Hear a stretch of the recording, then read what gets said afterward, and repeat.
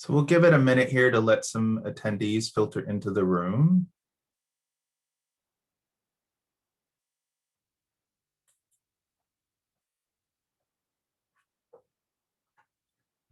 And this will be recorded so people can see it as well.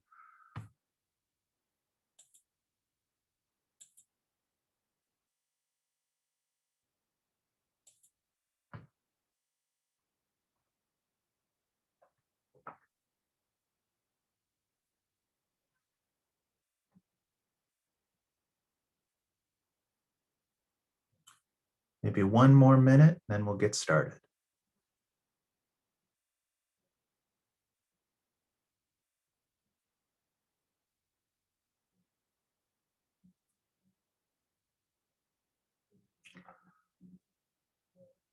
Well, hello, everyone. I'd like to welcome you to the Undergraduate Research Symposium interactive poster session called Beyond Semantics. We have some wonderful posters to learn about. We have the presenters here with us. Today in the session, the poster presentations will be 3 to 5 minutes each. They'll have the ability to share the screen if needed. What we're asking is if you have questions during their session to put them into the Q&A, which is at the bottom of your screen. And they can answer questions after their session. And so we're going to have all the presenters present their posters. And then when we're through with the presentations, there'll be time at the end for some live Q&A. So for those attending, you have a choice of either having your questions put into the Q&A queue in chat, or for the session for a live Q&A afterwards. We'll be going in order of the agenda that's been put on the symposium website. So we're going to start with Zoë Haupt, Maggie Wallace, Tillena Trebon, and Orion Wesson with their poster, The Effective Production When Learning to Perceive and Produce a Novel Sound Contrast. Okay, I'm going to share my screen.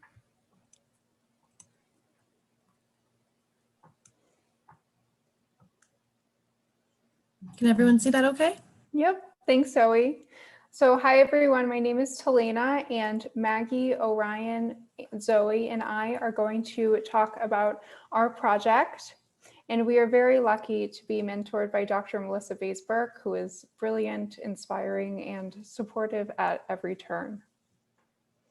So this research investigates the connection between speech perception and production when learning to produce and discriminate between new sounds. It's commonly assumed that speech perception and production use the same cognitive mechanisms. And if that's true, when we get better at perceiving sounds, we should also get better at producing them, and vice versa. However, recent research indicates that speech perception and production don't have a cooperative relationship, but a competitive one. That is, speech perception and production may not develop in tandem.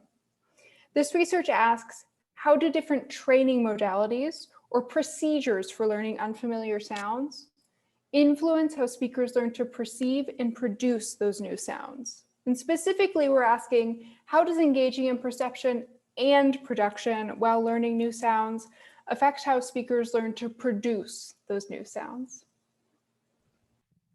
So we had 50 native Spanish speakers, 30 of which have minimal experience with Basque and other languages, and 20 with no experience with Basque at all participate in this experiment, which took over 2 days, over the course of 2 days. And all these participants completed a pre-test, a training period, and a post-test on both days. And both the pre and post-tests involved an ABX task that didn't have feedback, where the participants had to discriminate between two sounds from 3 different sound continua over 72 trials of 3 tokens. And so first the participants were presented with 2 sounds and then a third, and then they were asked whether that third sound was the same as the first or the second. And then the training period consisted of that same task, but feedback was provided, and only 1 sound contrast was we only used one sound contrast rather than all three. And there were 3 conditions: perception only, perception and production X, and perception and production letter. And perception only participants heard the tokens and then made a perceptual judgment using that task. And then perception and production X participants heard those tokens and then had to repeat the final token and then made that same judgment, while perception and production letter participants were presented with an unrelated letter that didn't involve any of the sounds tested, and then were asked to repeat that letter. And then lastly, we compared the scores from the pre and post tests. So we analyzed the participants' productions of the unfamiliar sounds using a linear discriminant analysis model, or LDA for short. So the LDA model was applied to the pre and post-test productions of the participants across the 3 experimental conditions to determine whether the participants were developing phonological categories for the unfamiliar sounds in their productions. The LDA uses multiple phonetic dimensions to classify the productions, as participants may show improvement on one phonetic dimension, but not another. So the multidimensionality of LDA is advantageous because one single acoustic measure may not capture the full complexity of production, especially from a non-native speaker. So if we look at the plots, the y-axes represent the LDA distinction accuracy score. So the LDA model is trained to distinguish between 2 phonological categories, and the more accurately it can predict the phonological category of the participants' productions, the higher the score. So if participants did show improvement in production learning, we would expect that their day 2 post-test score to be higher than the day 1 pre-test score. And the x-axes in plots 1 and 2 represent the 3 different experimental training modalities. So as you can see, the results of the experiments varied across the different conditions and across different sound pairs. This research paints a more complex picture of the relationship between perception and production while learning a new sound contrast. These results suggest that producing the new sound contrast during the training period will lead to improvement in producing the unfamiliar sound contrast. Similarly, producing an unrelated token during the trial period caused worse production performance, suggesting a negative influence of disruption during production. It was also found that perception-only training did not help in production for the contrast, which aligns with results from previous research. But there was also a perplexing result seen from the data. The LDA analysis shows that participants in the production conditions produced more accurate productions after training than before, but they did not actually get significantly better at the production of the trained contrast. This suggests that participants are getting better generalizations, but not on the trained contrast. We're currently analyzing individuals' acoustic measures of the production task to better understand this result. We are also investigating any correlation between perception and production scores. Different conditions for which the production takes place under is a factor we've been manipulating for future research as well. This study is important for furthering our understanding of effective language education and how teachers can tailor their classes to best help their students. Language learning tends to be a very difficult process for adults, so any methods to make it easier are beneficial. The research also sheds more light on how we process and learn new sounds, helping linguists better understand the mechanisms behind this process.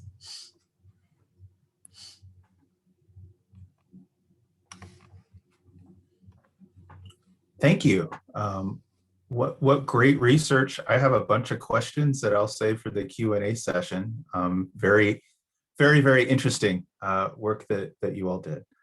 And so we can move on to our next presenter. And if any in the audience also have questions, please put them in the Q&A and the presenters can address those questions while we're continuing on with their presentations. But thank you very much. And we'll have Sabrina Piccolo present her poster, Effective Accent Perception on the Perception of Professionalism. Cool. You pronounced my last name right and everything. Oh, did I? Great. I don't think I did the right word on your poster title, but you'll correct me here, I'm sure. So, okay. All right. So I think everyone can hear me okay and see this all right, yeah? Yes. Perfect. Okay. So as you said, my name is Sabrina Piccolo. I am a senior undergraduate student studying linguistics and Spanish at the University of Oregon. For my honors thesis, I've been working on this study called The Effects of Accent Perception on the Perception of Professionalism. I have been working on this under the guidance of Dr. Melissa Bays-Burke and her continued support, as well as with the help of the Humanities Undergraduate Research Fellowship and the Speech Perception and Production Lab for every single step of the study. I can't have that go unacknowledged. Every single part of the study hasn't been done alone, and it's been done with the help of many other individuals. So to understand a little bit about how I even got to this study, it's important to understand the context and the conversation that surround my work. Simply put, sociolinguistics research continues to highlight that the ways listeners perceive accents are basically direct reflections of the ways we perceive the people who use those accents. We see a lot of research now revolving around how accent perception plays a role in the workplace, from the process of job interview success to upward mobility. We also see, especially recently, a lot more research done on how accent perception plays a role in the legal field, from the process of jury selection to the ways that jurors perceive witnesses and how that can affect court case results. We also see specifically that non-native English speakers' voices, for example, are perceived as less credible or less believable than those of native English speakers. This then led me to my research question. How are the perceptions of a speaker's accent related to perceptions of the speaker's professionalism, confidence, believability, knowledgeability, and level of experience?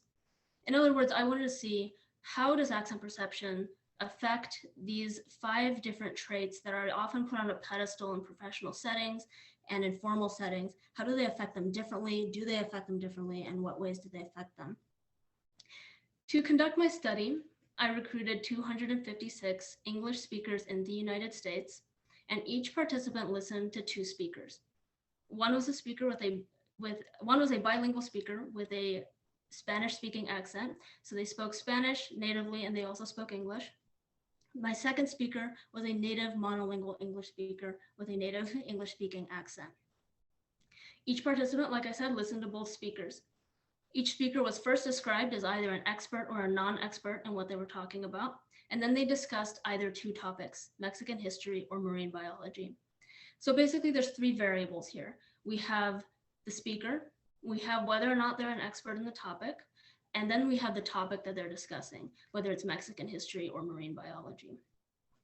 Participants then rated how they perceive the speakers based on those 5 traits: professionalism, confidence, believability, knowledgeability, and level of experience.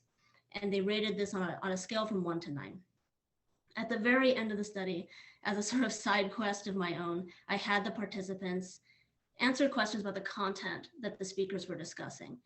Basically, you can see this like a memory test. What did they remember from what the speakers were saying? So I want to highlight 3 main results from my study. First one is that the monolingual speaker was generally rated higher than the bilingual speaker in professionalism and confidence. That means the bilingual speaker was rated higher in those last 3 sections: believability, knowledgeability, and level of experience. Second, as I wanted to zoom in a little bit more and see where the bilingual speaker was rated particularly high in those last 3 sections. And we see that they were rated particularly high in those last 3 sections when they were labeled as a non-expert discussing Mexican history. To put that into perspective a little bit, that means that the bilingual speaker was rated higher as a non-expert discussing Mexican history than they were as an expert discussing Mexican history. Finally, for the memory test at the end, across the board, the participants answered more of the content questions correctly when the content was spoken by the monolingual speaker as opposed to the bilingual speaker. And this was regardless of the speaker's expertise or topic. So I haven't done a full, thorough statistical analysis on this quite yet, but describing the data alone does reveal some interesting conclusions or further hypotheses. First of all, we can see that professionalism and confidence are not quite correlated directly with believability, knowledgeability, and experience. We can kind of see this as like, if we listen to a speaker, we may perceive them as believable, knowledgeable, and experienced in the topic they're discussing, but still not see them as professional. And this has interesting implications, especially in formal settings where we put professionalism, that topic of professionalism, or that trait of professionalism, on a pedestal. Second, we find that listeners may find a speaker more believable, knowledgeable, and experienced when the speaker is discussing something that the listener associates with the speaker's accent. In this case, we might hypothesize that a non-expert discussing Mexican history was rated so highly in those last three areas because the listeners were associating the accent with maybe a culture or history that is associated with a largely Spanish-speaking country, in this case, Mexico. Finally, we see that how much a listener retains from what a speaker is saying may not be closely related to how they perceive the speaker's believability, knowledgeability, and experience. It may be more directly correlated with professionalism and confidence, but basically how this can be interpreted is that viewing someone as believable, knowledgeable, and experienced may not come hand in hand with remembering all that they're saying or being aware of the content that they're talking about. So this is a very quick summary of the work that I've been doing, and I'm excited to take any questions that anyone has at the end of this. I'll stop sharing. Thank you. Thank you very much. That's very interesting. And I will have some questions for you at the end for sure. But anybody who's presenters or participants, please feel free to share some questions and get a discussion going in the Q&A with any of the panelists here. So our next poster is from Tillena Trebon, Effect of Hesitation, Sound Phonetic Quality on Perception of Language Fluency and Accent.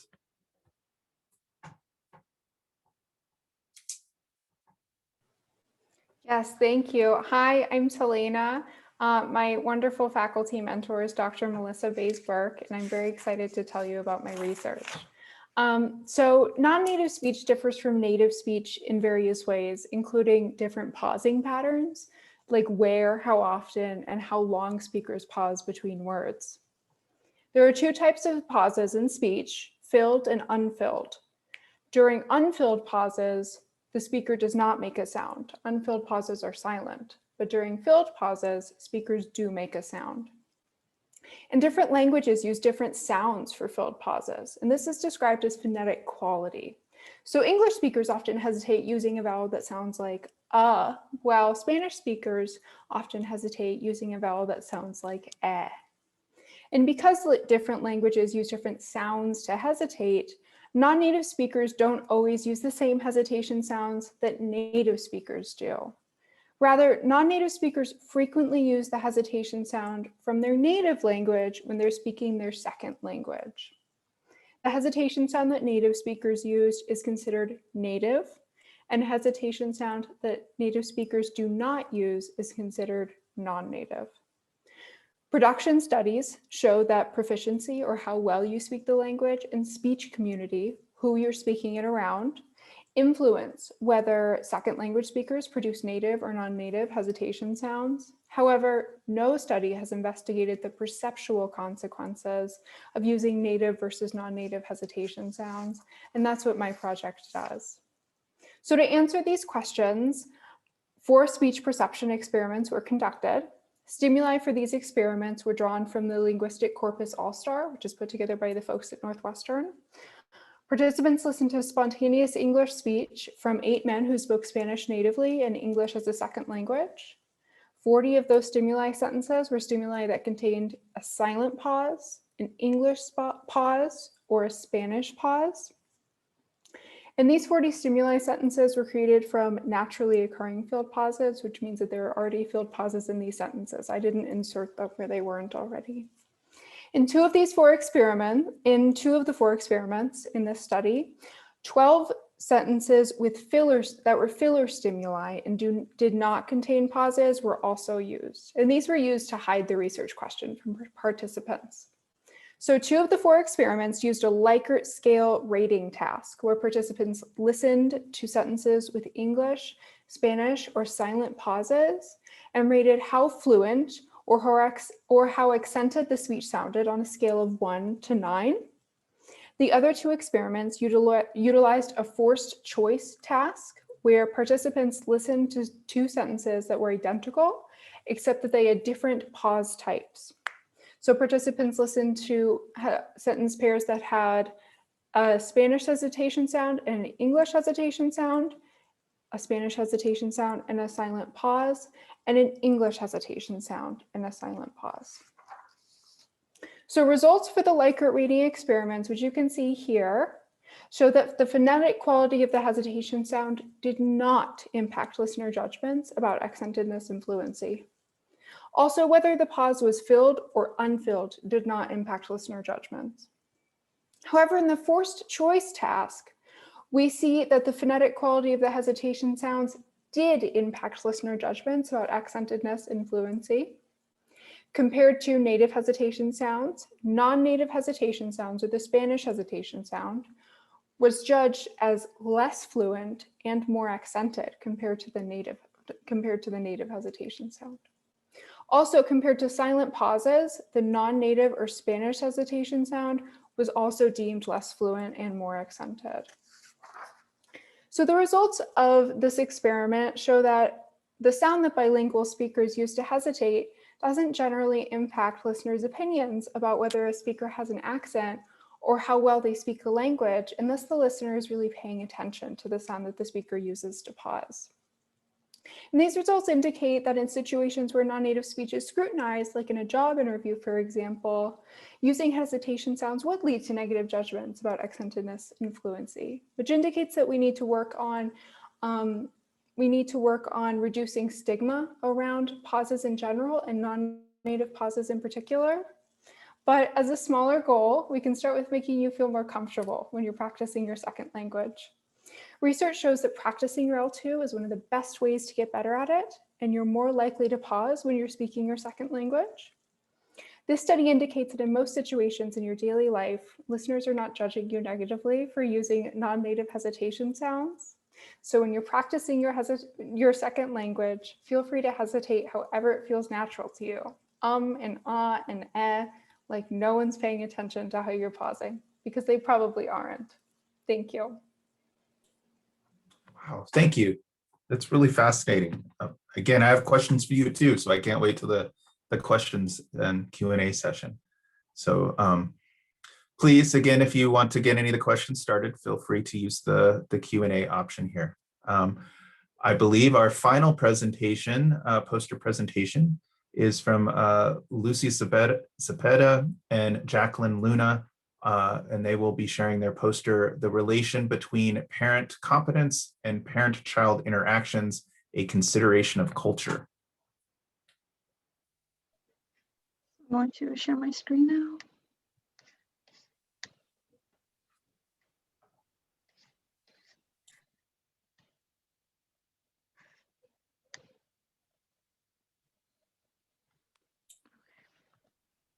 Perfect, we can see it, great. Okay. So hello, my name is Jacqueline Luna, and my partner Lucy Zepeda and I, with the help of our mentors, will be presenting on the relation between parent competence and parent-child interactions with the consideration of culture. To begin with, research conducted by Benito Gomez and Rojas have found positive aspects associated with parenting interventions, such as improvement in the quality of parenting behaviors and overall family well-being. However, the majority of parenting interventions has been conducted with a focus on Western populations. We aim to address this lack of consideration of cultural factors by examining the relationship between parent-centered variables such as parent stress, nurturance, and limit setting, and observed parent-child interactions for English and Spanish-speaking families. This study included a sample of 138 caregiver infant dyads from 0 to 3 years old that were recruited from a lower income sample that qualified for early Head Start services in the Denver metro area. The final sample comprised of 78 Spanish-speaking families and 38 English-speaking families. Free play interactions between the parent and child were recorded during home visits to code serve and return behaviors. A serve is an initiation of communication from the parent or child, and it can be verbal, such as speaking, or nonverbal, like picking up an object. A return is a basic response to a serve, and it can also be verbal, such as answering a question, or nonverbal, such as responding via gesture, facial expression, or action. These serves and returns were coded as RZ RY or RX with the aid of a detailed glossary and flowchart to evaluate levels of reciprocal back and forth interaction. An RZ code meant that there was a full serve and return from the caregiver and infant.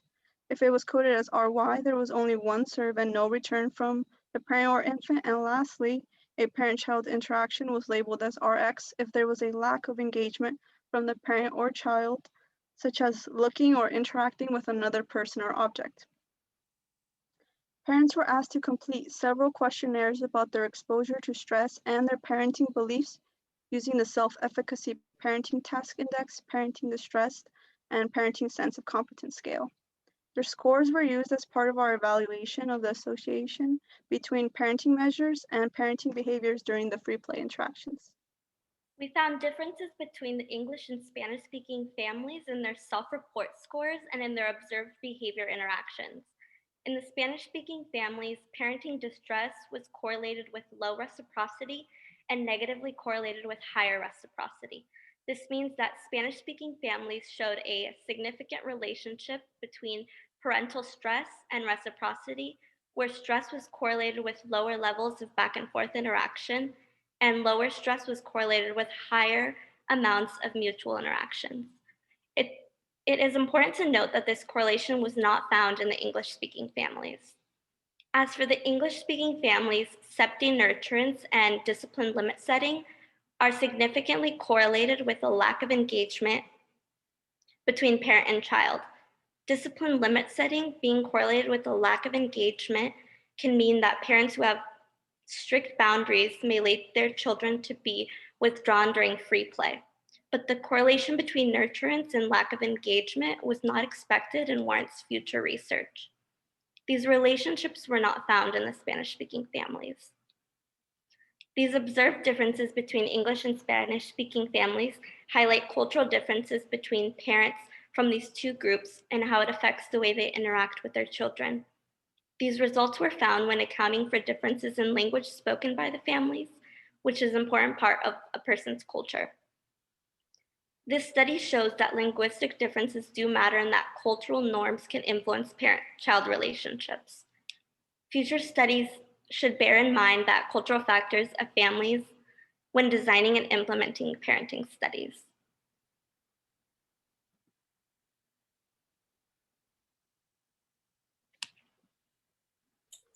Wow. Well, let's give each other a round of applause for all the great presentation that everybody has done, presentations. If you have a question for any of the panelists, please raise your hand and I will call on you in the order that I best perceive happened, but feel free to correct me. My question initially for all of you, maybe to start the ball rolling, and feel free to jump in. Of course, I'm a librarian, so I'm going to be really interested in your literature review and what literature or research supported the work that you've done. So can you talk a little bit about your process for is there a particular resource that was very instrumental in framing your study, particular piece of research, or in regards to your literature review process, was a particular database or tool that you found that was very helpful? And so I don't want to call on somebody, but if someone would like to volunteer about their process and how the literature review intersected with the work that you presented today, that'd be great. Well, I can kick things off. Orion, Maggie, Zoe, and my project was a continuation of the work that we've been doing with our faculty mentor, Dr. Melissa Bays-Burke. Her previous work shows that producing sounds while you're learning to perceive them hinders that perceptual learning. So producing those sounds makes you unable to perceive them. And so our study was an investigation of the production of how people learn to produce these sounds. And if anybody from our team has anything to add to that, jump in.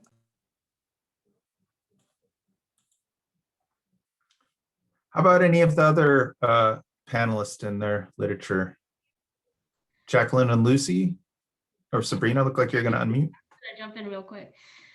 In terms of resources, I relied heavily on the resources that are provided by the U of O library. They provide a lot of access without a paywall, which is brilliant for a lot of undergraduate students.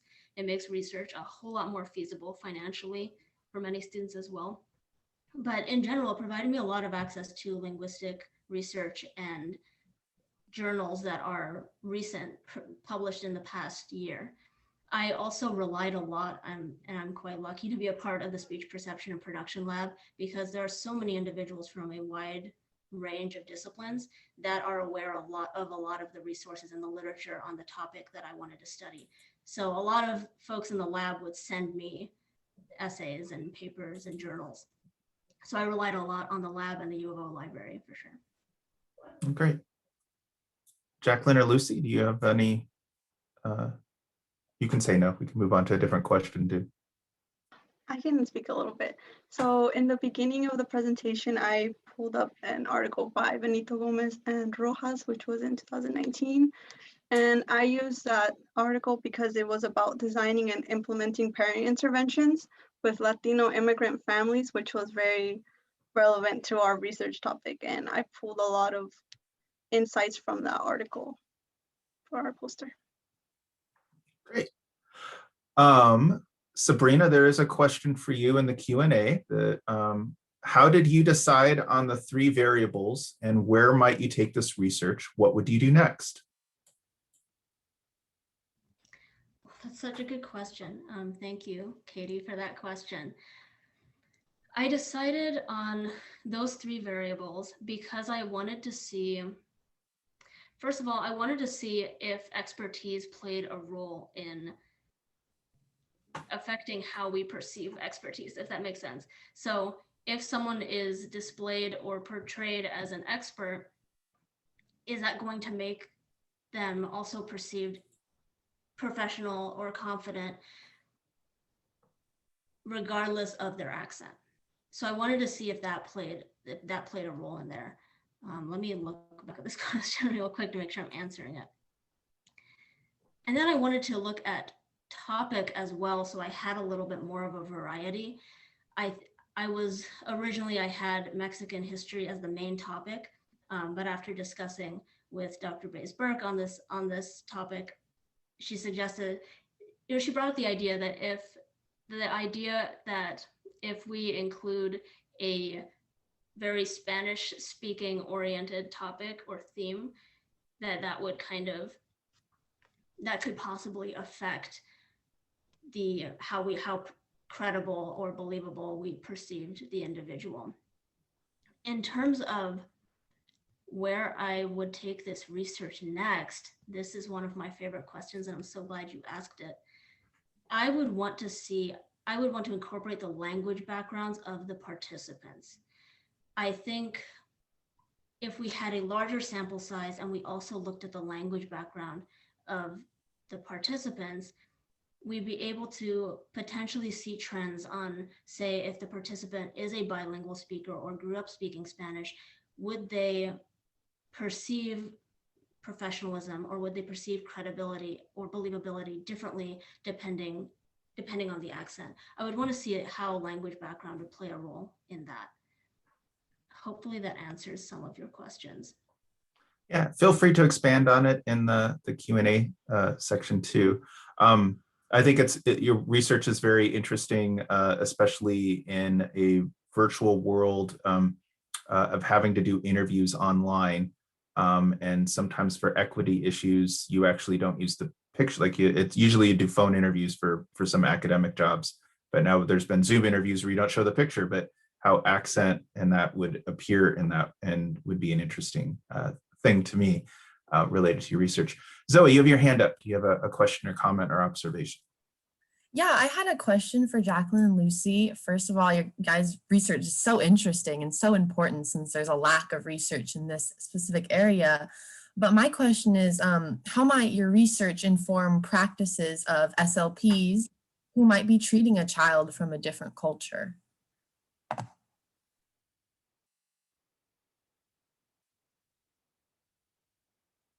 I can also expand on that if that was confusing, or type it into the chat.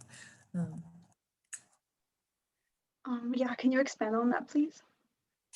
Yeah, so I suppose how might an SLP incorporate your results from what you found out into their practices? How might they use this information to better treat a child who's maybe from a different culture, or interact with the parents in a different manner?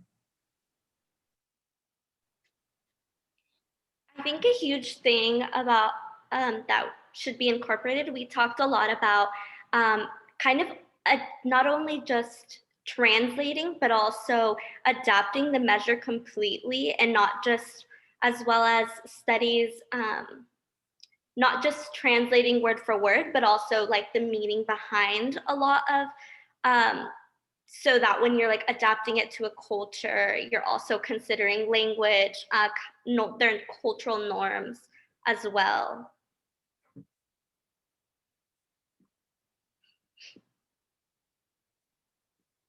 Cool. Feel free to expand on that in the Q&A area too.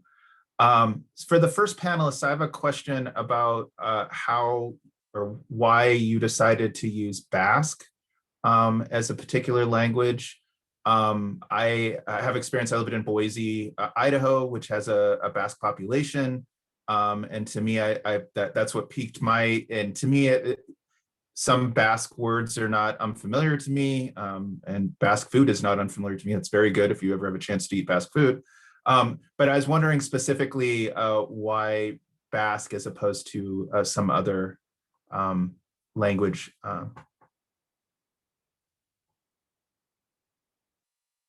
That's a great question, and I had no idea there was a Basque population in Idaho. I had no idea. It's so interesting. Fresno, California, yeah, Elko, Nevada, the part of Nevada. So yeah, Eastern Oregon too. Really interesting. So our professor has collaborated with another lab that is in the Basque country, and so we chose to use Basque speakers too because they have like a very unique phonological inventory that Spanish speakers may have not been exposed to before. So it would be a really unfamiliar sound contrast. So I guess it's just because we were collaborating with that lab in the Basque country. Great. So it was just a convenience piece. I do know, the Basque language is very unique compared to other languages. And so I was wondering if that was a deliberate choice because of that. Any other questions from the panelists? I do have a couple more on my notebook, but I don't want to, this isn't a presentation strictly for me. So Sabrina has her hand up. I have a quick question for Tilly, actually. In regards to how we perceive hesitation noises, would it make sense to say, see if I can word this correctly, would it make sense to say that it's not so much that we may judge hesitation noises, but we don't judge them differently depending on what the person's native language is? Would that make sense to say? I'm not sure I fully understood your statement, but I think that what you're getting at is like there's different results between the two experiments, right? And so I think that the answer to your question is a bit more complex. So we see these differences in the two experiments. Melissa and I have talked about this. I think in part because in the Likert experiments, folks are making more holistic judgments. They're not like nitpicking every part of the sentence that they're listening to. And so in those situations, when folks are making more holistic judgments, it may just be there's a hesitation sound and it doesn't matter which language it's from. But in the case of the forced choice experiments, participants were kind of forced to make a more fine-grained distinction and fine-grained judgment about accentedness and fluency. And the structure of the experiment perhaps made the difference in those hesitation sounds more salient.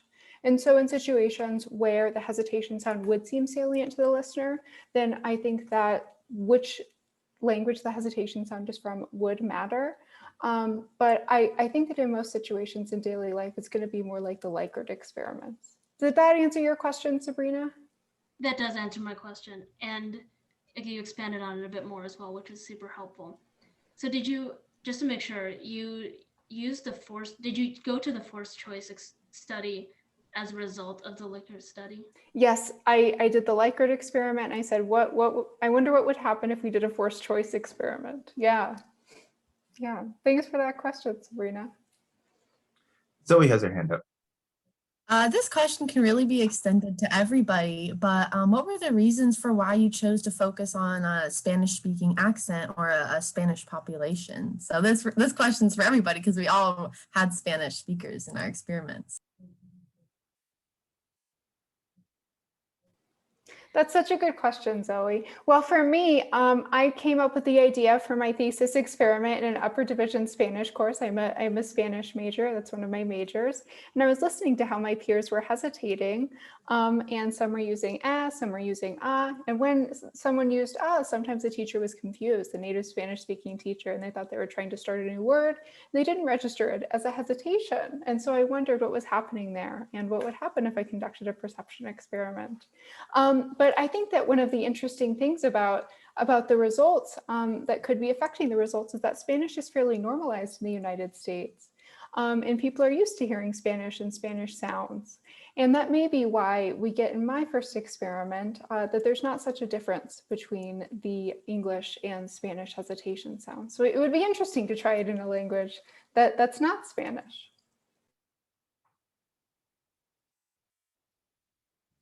For a similar reason, I chose a Spanish-speaking accent, a bilingual Spanish-speaking accent for this study, is because Spanish is so widely spoken in the US. It's not a foreign language here. It's widely spoken from a wide variety of communities. So many people will have access to it. I specifically picked incorporated accents that are common to Oregon. So I think if I were looking at another state or another country, for sure, I might want to incorporate other accents as well. If I were to expand this study, I would definitely want to include other accents that are common in the United States. But when we boil it down to two main accents that we want to explore, I went with two accents that are super common in Oregon, and one was a Spanish-speaking accent, one was a monolingual English-speaking accent. So mostly like the popularity of the accents were the main driving force for why I chose them. Jacqueline or Lucy? We had a Spanish-speaking families for our poster because we were actually part of the coding team. So we were the ones, Lucy and I were part of the team coding for RX, RY, and RZ behaviors. So when we decided to do a poster, we knew that this is a focus that we had to talk about. Yeah, and also just knowing, like, being also Spanish speaking, this population tends to have like cultural factors that really play a role, and they have this added level of stress, such as like having fear of deportation and other factors that play a role. So I kind of was very interested to see if we could see those factors through interactions that these parent and children had, and if we could kind of see that in the results that we concluded. So Jacqueline and Lucy, could you maybe expand a little bit about, I think your study is really interesting and has a lot of implications for how someone might frame a grant to look at family dynamics, or other researchers that are in that area, that there's a bias of the dominant Western white culture of how they might frame that grant or the outcomes of the grant, or how they might frame the study, that they've missed some important details. Do you have any specific recommendations, or do you see any specific implications for somebody who doesn't take what you've uncovered into consideration?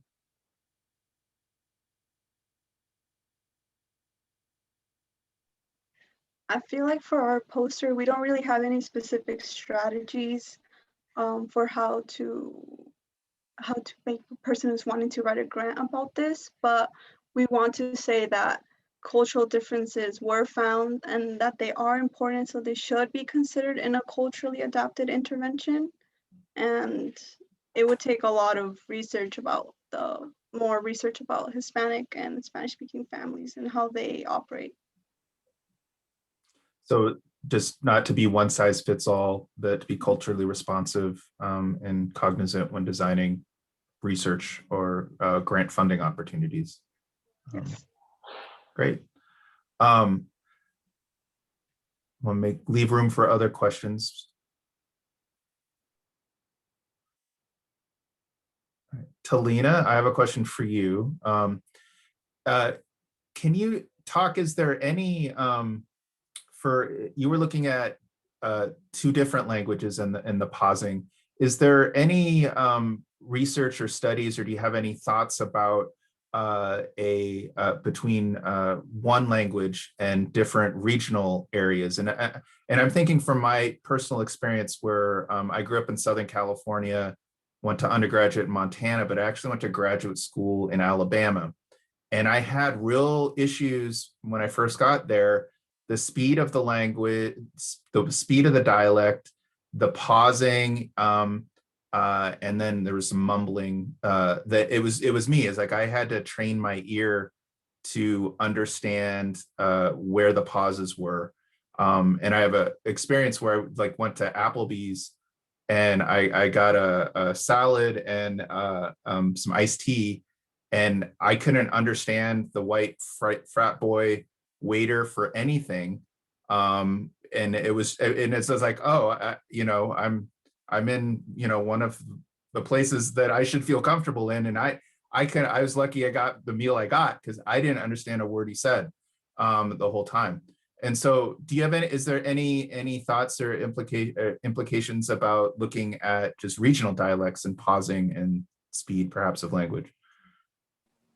That's such a great question. Absolutely. English, especially in the United States, it's very, it's amazing that we have all this linguistic diversity in one country. And yes, I think that the pausing patterns in different dialects of English, it would be very interesting to do a perception study, perhaps with Sabrina's theme about professionalism or credibility, based on different pausing patterns for depending on different dialectal regions. I think that would be very interesting, and it's definitely a future direction. Yeah. That's awesome.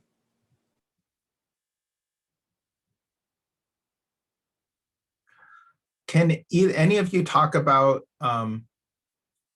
either, I know some of you might have been working with data that was already available or materials that were already available, but how your study would have been different because of Zoom, because of the COVID and things like that, or if you were gathering data because using gathering data during COVID and recruiting participants, how that played a role. How could you imagine things would either be different if you had to recreate the study in a completely virtual way, or if you were gathering data virtually, what barriers or things that might be related to that as far as your research process?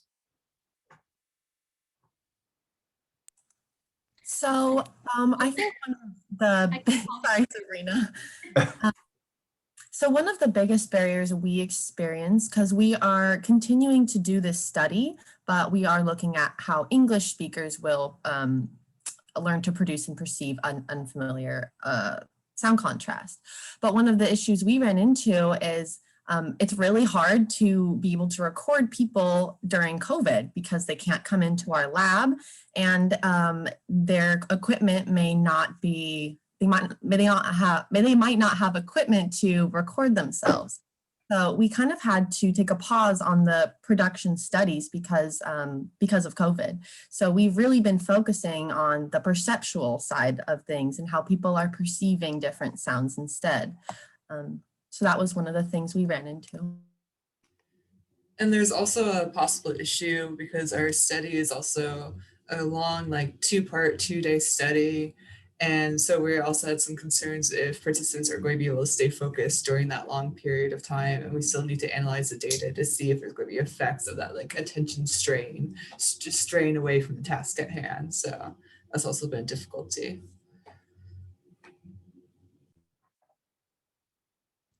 I think in general, having that sense of, it incorporates more variables when things are virtual.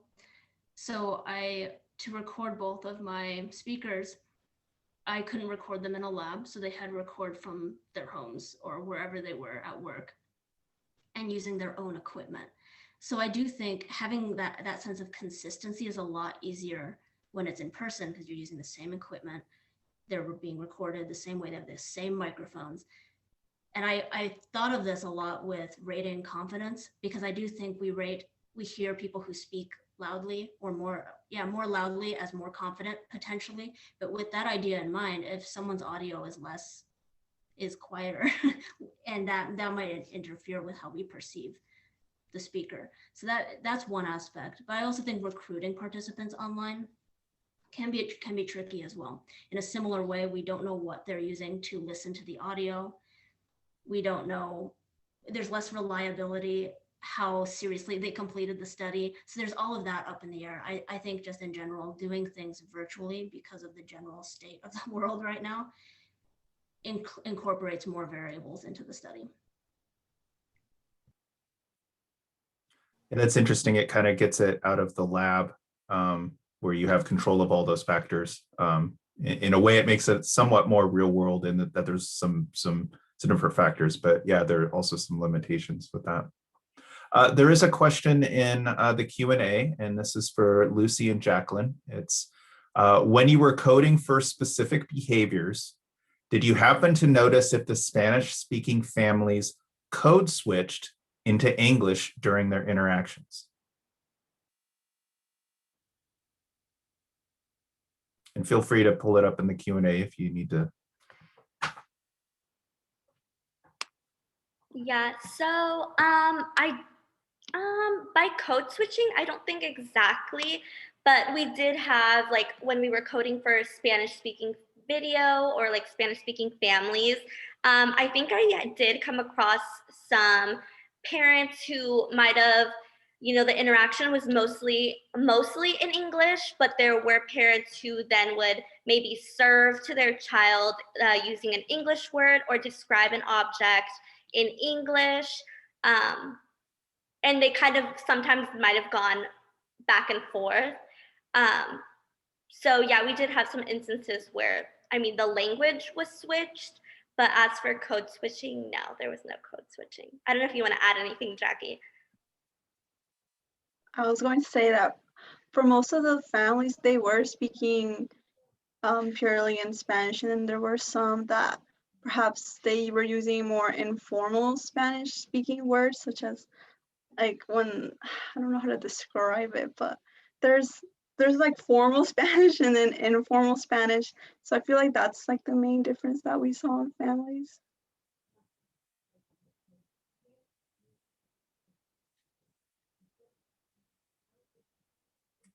Thank you. Do any of the panelists have any additional questions?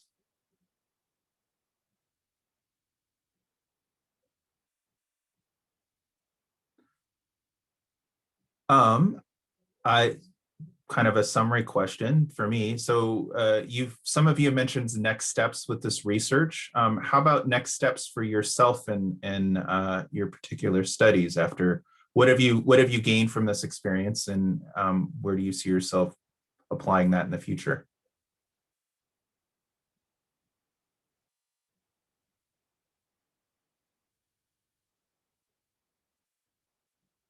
It's such a good question. I think we're all pausing because we got so much from our research. I know personally for me, this project is the culmination of a labor of love over my college experience. I've had 2 research experiences, and I've been with the Speech Perception and Production Lab since my freshman year. And I've learned so many skills in that lab that they're not just technical, and like working on a team. I love working on a team with you guys. And creative problem solving. And So all of those skills, when I went to do my thesis research, really, it made it so much easier. And doing my research independently, it really made me think about what I was interested in as a researcher individually, even though I'm kind of a baby researcher. I'm very young. And it made me feel more self-sufficient, and it gave me the creative freedom to design my own experiment. And so coming out of my research experience, I feel like I have a better sense of what I'm interested in intellectually and what I want to do. How about you, Sabrina? Just putting me on the spot there, I see. Yeah, I'm gonna put everyone on the spot, so Nice. prepare your answer. For me personally, I would love to expand on my study in the future. I would like to see this with a wider sample study, the larger sample study, and observing more variables in there, such as language background of the participants and how that affects how we perceive those individuals and the chances we give them to succeed in life, especially in professional settings. Maybe a more generic long-term goal is I would like to see the results of studies revolving around speech perception applied in some sort of direct way applied in a more direct way to workplaces, including the legal field, including education as well. I would like to see that formulated in a more direct way, the results of that, because it really does highlight that the way we speak and the way that that's perceived, those things do matter, and language does matter. And speech perception in particular can be a loophole into discrimination, right? It can be a way that we discriminate based on race, on socioeconomic status, on place of birth or nation of origin, right? That is our loophole, because we really don't have anything written legally that prevents people from speech discrimination.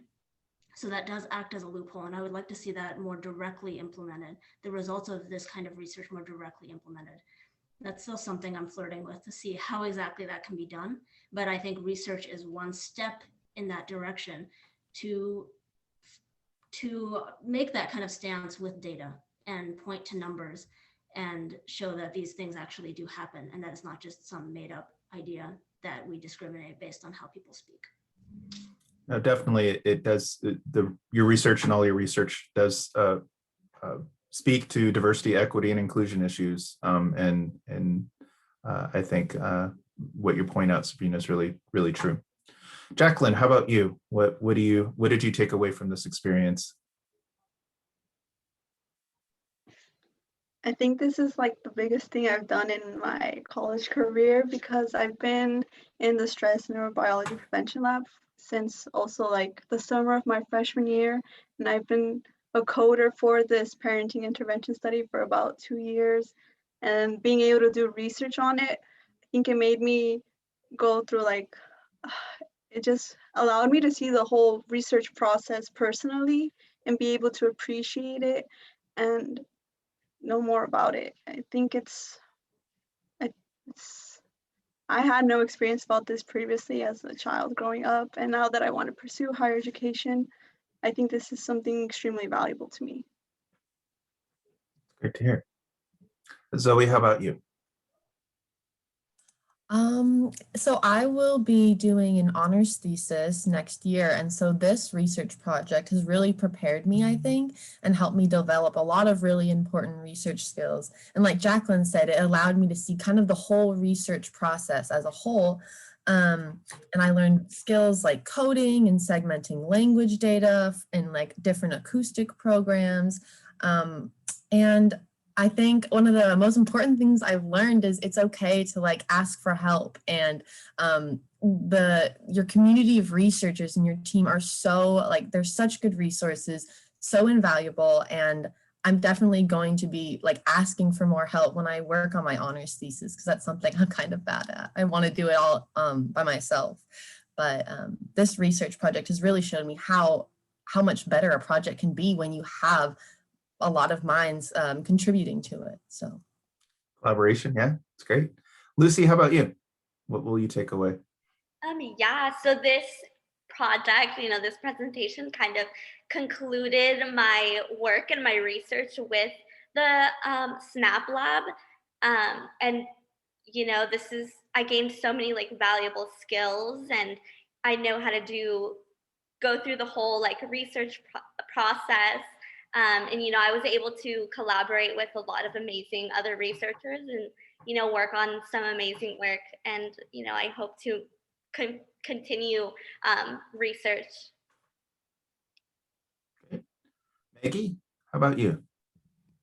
Well, I'm also doing a thesis, and without this research and this lab group and everything, I don't think I would have been able to, just because like this has helped me discover what I'm really interested in and inspired me to look into what I want to do for my thesis. And I'm doing something kind of similar, at least I'm hoping to, in a language that means a lot to me. And without this, I wouldn't know how to do phonetic analysis. I wouldn't know even what I would want to be looking at in the first place. So it's been very, very valuable in so many ways. I'm very thankful for this opportunity I was given last year or whatever. Great. Orion? Yeah, I've just been really grateful for everything that I've been able to learn. I joined the Speech Perception and Production Lab my freshman year, and it's just been really amazing working with everybody. And I'm always really inspired to just keep doing more, keep doing better by how smart and just I don't know, just amazing everybody is in the lab. And I've also learned how to do research, which will be valuable in preparing for my honors thesis, and people have been helping me prepare for my honors thesis in the lab as well. And so I'm just really grateful to be a part of it. That's awesome. So there is a question that has come in the Q&A, and this is to everybody, and it touches on what a lot of you have spoken about how to make your research applicable into the real world. And that's often one of the fallacies that sometimes happens with research, is it gets stuck in journals that nobody sees, or it's written in ways that only an academic maybe can interpret. And so the question kind of goes to that, and it's for everyone. How might we make linguistic findings like all of yours available and legible to the public, to those not in the university? What thoughts do you have on that? I think that's such a great question, and scientific communication is something that I'm really passionate about. I think that's one of the main jobs that scientists do. And so I think that for my study, I think it starts and it ends in the classroom. I came up with my research question in the classroom, and it can be directly applied in the classroom. When we were all kids and we were giving our first book reports, we were all told not to pause and don't say And when we were learning our second language, we learned the same things. And so I think that educating educators about making pauses okay, normalizing pauses, that pauses are an essential and normal linguistic function. I think that's one of the ways that my research can be applied in the real world.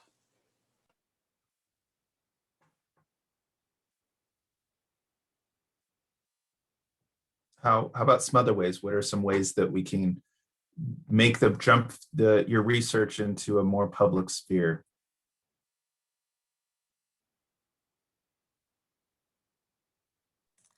I know some members of our lab have done some community outreach projects, such as writing an article for a blog or a website, or making an appearance on a podcast. And I think that's a great way to reach a larger audience in a kind of a more casual way, instead of it being so scientific and inaccessible to a larger audience. So doing maybe some community outreach projects is a great way to put forth your research and let everybody know about it.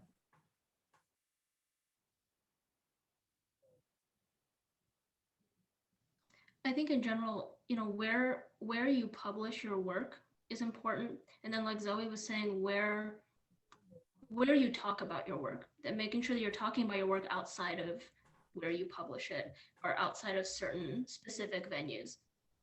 On a bigger picture approach, this is why I really think that undergraduate research is important. A lot of undergraduate researchers come from a place of starting from scratch.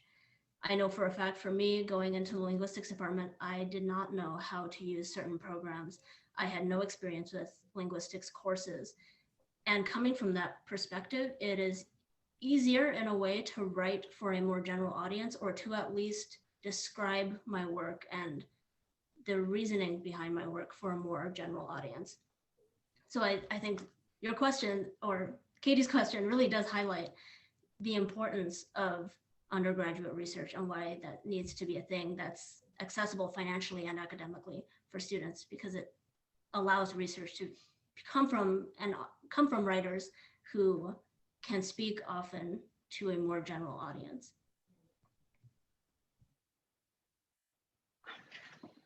One thing that I thought about with this question was, since we want, well, for our posters about parenting interventions and being able to help parents have not more nurturing and naturally occurring interactions with their children, I think it would be really important when creating an intervention to suit their needs to collaborate with the population that you're working with, making sure that the materials that you're using when speaking with them make sense in their language. And I would say also keeping them informed of your research, is just like, what are the goals of your research, how it is that it's supposed to be helping, such as like whether it's a strengths-based intervention. And I think it would also be important for you to, well, for us, the parenting intervention, to inform parents of, give them the language to be able to speak about what they've learned to other parents or other people that they know, so they can also use those skills informally with their children.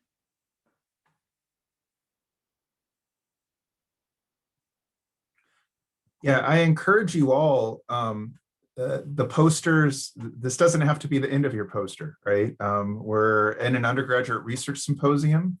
Tillena, look for an education place to share your data. Jacqueline and Lucy, is there a family or social services venue that could use your data? There are all sorts of different applications. And so, it's trying to find places to get this research in front of the right audience. You're all interested in multiple languages and cultures. We're presenting this in English to a primary English-speaking audience. Is there a Spanish-speaking audience that this information to be of interest to?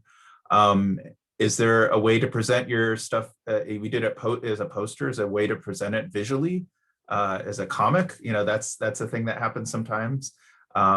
There's some places do your thesis as a dance. There's a contest like that. But there's different ways to think about how to present what you're doing. The School of Journalism at UO has a whole section about trying to, or a whole area where they talk about moving scientific data into the public sphere. And so there may be some lessons there. So I'm not seeing any more questions. I have a bunch of questions, but I might email them to you individually. But I appreciate all of your time, all of the time that you put into your research, all the time you put into creating your posters, preparing your presentation, and for the presentation here. Thank you for sharing your experience. Thank you for sharing your expertise. You have all did a wonderful job. I'm very impressed. And I really think that if you want to pursue research in the future, you all have a bright future. But whatever you do, I think you guys are, everyone is on the right path here. So thank you very much. And if there are no more questions, I think we might end it here. So give yourself a final round of applause. Thank you, everybody.